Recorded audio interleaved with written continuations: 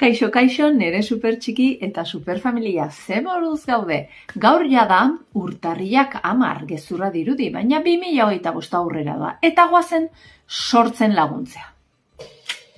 Nere beharrak eta besteenak errespetatzen ditut. Zer esan nahi du honek? Hau da, komunikazioz bortitzaren oinarria. Zergatik sentitzen naiz ni askotan gaizki besteekin? Nere beharrak zapalduta daudela sentitzen ditudalako. Zer egin behar dut? Errespetoz behar dudana adierazi. Eta bestei ere hobeto ulertuko diet. Noiz dago konfliktua? Bakoitzaren beharrak errespetatu ez direnean. Beraz, akordio batetara iritsi behar gea elkar ulertuz. Bakoitzaren beharrak asetuta ez daudenean, gaizki sentitzen gea orduan. Entzun, ulertu eta aldaketariekin.